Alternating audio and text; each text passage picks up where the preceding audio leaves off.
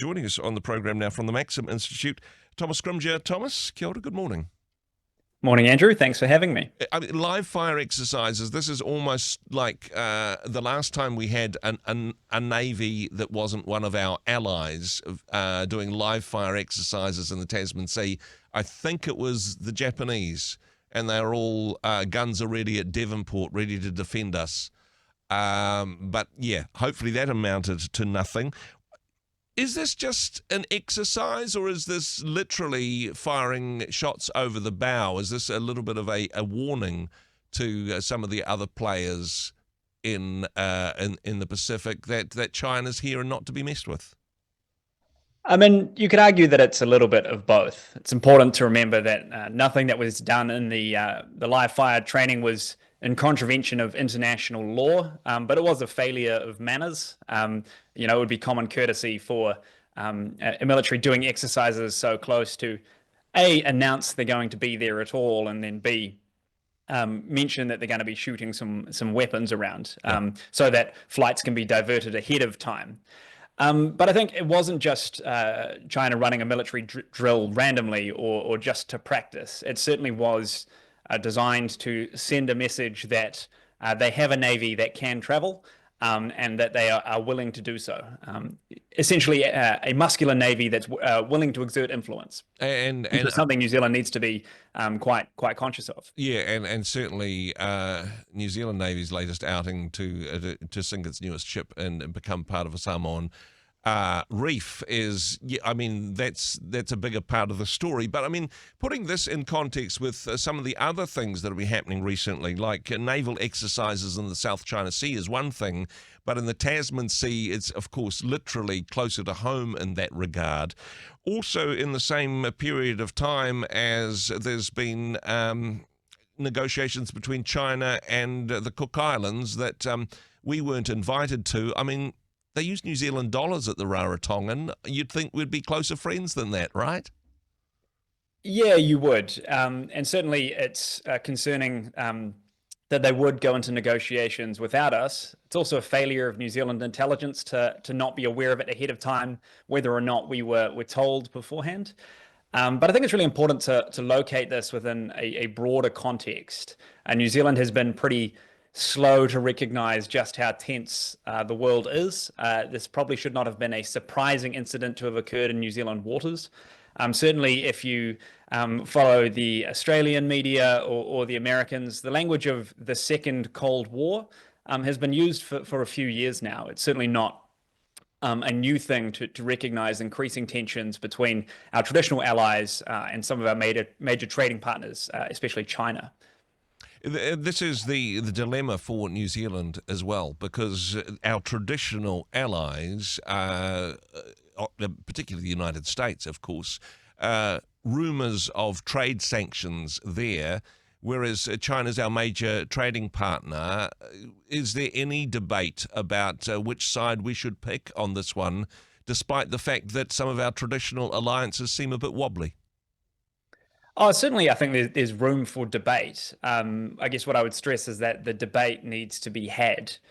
Certainly, within the next 10 years, we might be forced to make hard decisions. Yep. And so New Zealand needs to be ready to actually think in foreign policy and geopolitical terms. I think we're very used to in New Zealand the rules-based order where people could trade freely has been very good for us. And it appeals to our sense of fairness as a nation. It seems fair that people should be able to operate as equals, that New Zealand gets to talk to China and gets to talk to America, and we can stand at the same level. Yeah. But fundamentally, the world isn't fair. We are a small country who doesn't get to dictate terms to these big powers. We are at the mercy of their decisions and their conflicts. And so we have to think what it will mean to navigate a more unstable world. And, of course, the instability which is inherent within the Trump presidency, we've already seen that within the first few weeks. And certainly in the last week or so, a specific statement that the US isn't as interested in being involved with Europe because it has more concerns in the Pacific region, more concerns with China than it does with Russia, perhaps. This happening in a similar time zone, perhaps more than coincidence? Yeah, absolutely. I think America is pivoting, that they certainly do seem less keen to help Ukraine. And we saw over the weekend that um, uh, particularly controversial press conference between Zelensky and Trump and JD Vance. Yep. But America is in part doing an American first pivot, but perhaps a pivot to thinking the Pacific is their area of interest. I think my observation for New Zealanders is that because many Kiwis do find the current administration quite distasteful and they do seem erratic, that motivates a sense of whether or not we should be in alignment with America. But I think we have to think much longer term than that. Yeah. We don't get to choose allies based on who we find likable.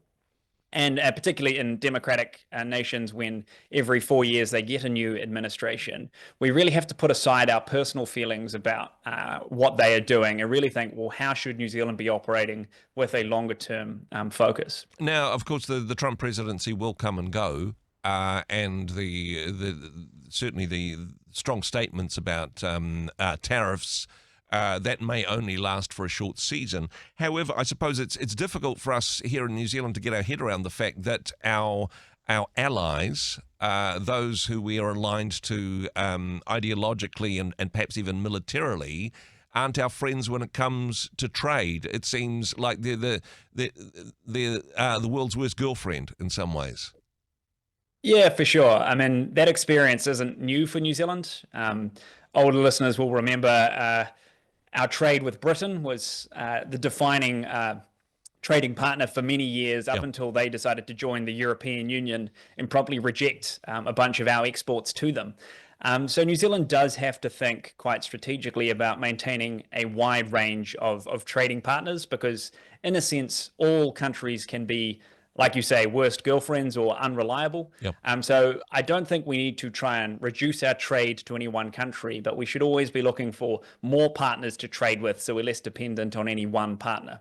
The other thing that stood out for me with these recent military exercises is just how vulnerable we are in this little island nation at the bottom of the South Pacific. And back to this, most of New Zealand's navy is now part of a reef in Samoa, it seems.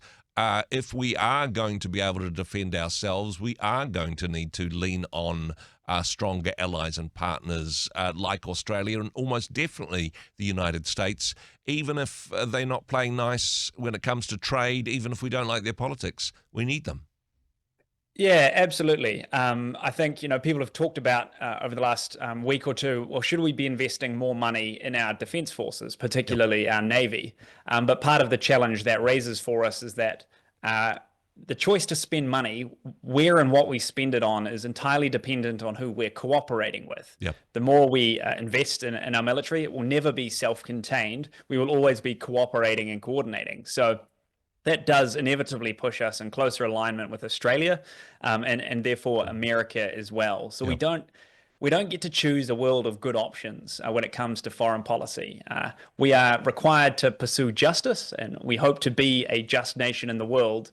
But it will be unfair. We won't get everything we want. We will have to make trade-offs. And so, yeah, it's a confusing world out there. And hey, richer nations with a more active military, get to make some of the big decisions at the big table that little nations with almost no military don't get to have so much influence on. That's the way it rolls, honestly. Yeah, absolutely. And we might wish it was different, but we have to deal with the world we have. And that's why I think statesmanship is so important from our political leaders. We have these contemporary disputes on local issues, and they matter, but we need to have leaders who are willing to go out into the world with a long-term interest beyond their election and their career. Yeah. About the future of our nation and the world. Which is asking a lot of politicians, regardless of where they are in the world. Well, Thomas, this is a fascinating article, some really good food for thought. It's going to be published on the Maxim Institute website. People can check it out there, maxim.org.nz. Thanks for what you do. Thanks for joining us. Thanks, Andrew. Hey, thanks very much for joining us in the Rhema studio. Thanks very much for watching the interview.